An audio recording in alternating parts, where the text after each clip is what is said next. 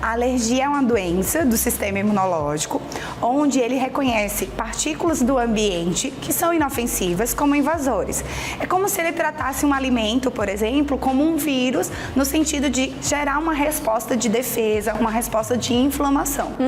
Então vamos ver aqui quais são os principais alérgenos que a gente pode chamar de gatilho para as alergias, né? Isso. Nós temos dentro das alergias respiratórias, a rinite e a asma, que geralmente são estimuladas, gatilhadas pelos pelos, principalmente pelos ácaros, fungos e pólens.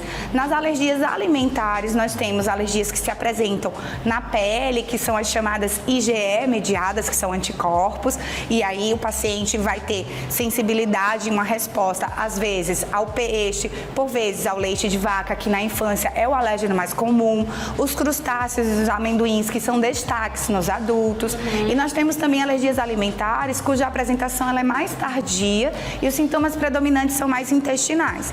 E temos também as alergias aos medicamentos, onde o grande destaque são os antibióticos para as crianças, anti-inflamatórios para os adultos, e nunca podemos esquecer do látex, que é um agente extremamente importante, principalmente nos procedimentos cirúrgicos. Sim. Fala um pouquinho dos principais sintomas das alergias respiratórias, Paula. No caso da rinite, os sintomas principais acometem o nariz, então seriam os espirros, a coriza, o prurido, que é a coceira, tanto do nariz, às vezes uma coceira também no olho. A asma, ela é caracterizada pela inflamação brônquica, inflamação do pulmão, e aí nós teremos tosse, uma tosse mais seca, mais irritativa. O paciente também vai ter um pouco de desconforto, falta de ar, pode estiar o peito, pode ter dor torácica. Então, esses são os sintomas que chamam mais atenção, e lembrar que as doenças alérgicas são doenças crônicas. Então, é um paciente que quase sempre ou sempre está com essas queixas. Sim. E aqui nas alimentares você falou da alergia gastrointestinal, do sintoma gastrointestinal, e quais são os outros sintomas? Urticárias, que são aquelas manchinhas que eles chamam de intoxicação, os angioedemas, que são os inchaços, mas o paciente também pode ter quadros graves, como a anafilaxia, onde o paciente pode apresentar o mais conhecido, o mais famoso é o edema de glote, mas o paciente pode desmaiar, né, passar muito mal, em parte respiratória, faltar o ar, entrar numa crise de falta de ar, de dispneia, como a gente fala, e até morrer. E aqui quais são os principais sintomas das alergias medicamentosas? Geralmente envolvem, se for queixas imediatas, a gente envolve muito a pele, né? Então, principalmente as urticárias e o angioedema, que a gente também já viu lá nas alergias alimentares, e alguns antibióticos, alguns anti-inflamatórios e outros medicamentos podem dar também reações tardias, que geralmente também vão envolver a pele, principalmente na apresentação de dermatites.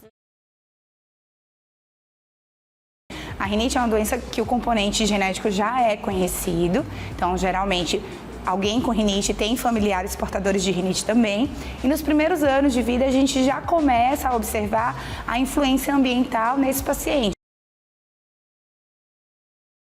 Na verdade, as alergias aos crustáceos, elas são as alergias mais, dentre os grupos, uma das mais graves, e ocorre principalmente entre os adultos.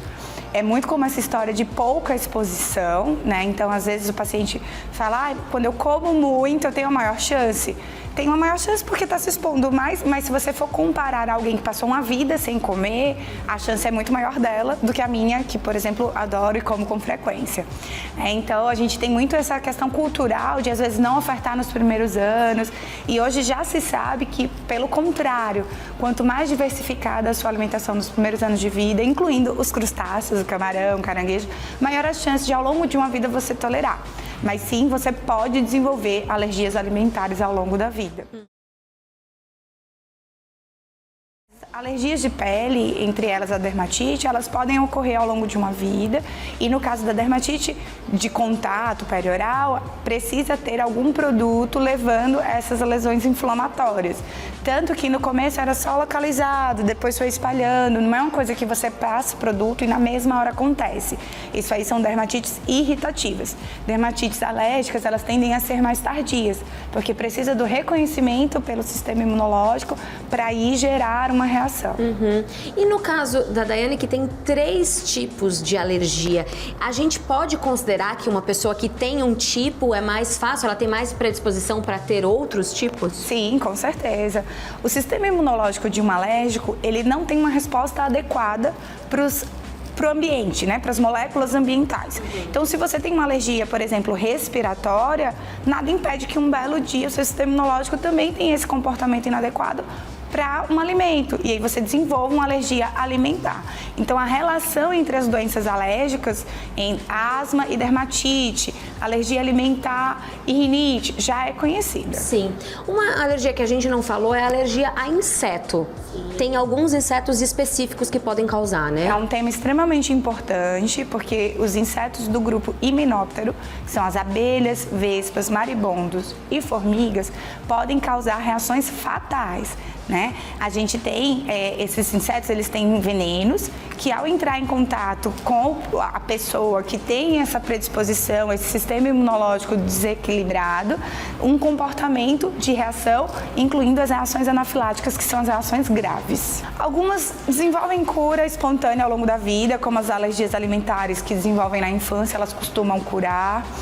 A gente tem os períodos de acalmia, né, de remissão, como na asma, a gente sabe que muitos adolescentes tendem a diminuir a frequência das crises, passar a vida adulta bem e às vezes voltar a ter queixas já na terceira idade.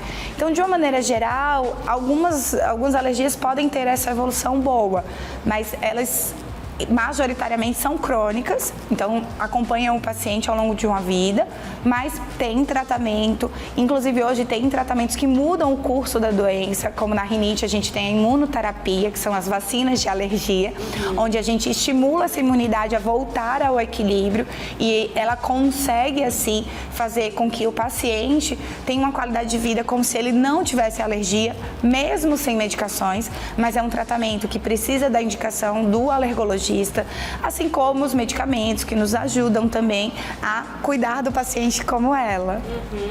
E existe alguma maneira da gente se prevenir das alergias?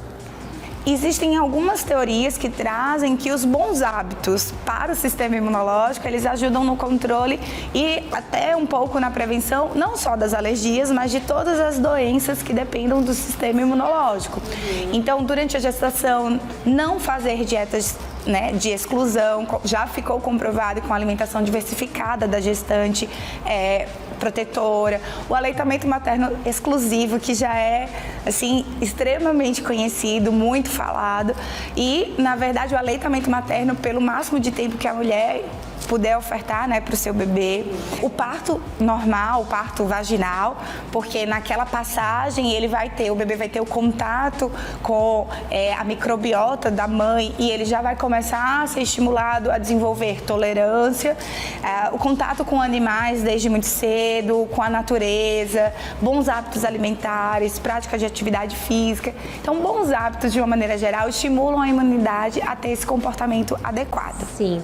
E como que a gente faz para diagnosticar que a gente é alérgico? O primeiro ponto tenho queixas, eu procuro o médico alergologista e ele vai indicar a investigação mais adequada. Existem doenças alérgicas que o diagnóstico é puramente clínico, existem doenças como a asma, que eu necessito, às vezes, de uma espirometria para me mostrar que há uma inflamação pulmonar, ou até mesmo um quadro de suspeita de alergia alimentar, que a gente se utiliza do teste cutâneo de leitura imediata, que é o prick test, ou das IgEs específicas, que é a dosagem dos anticorpos no sangue.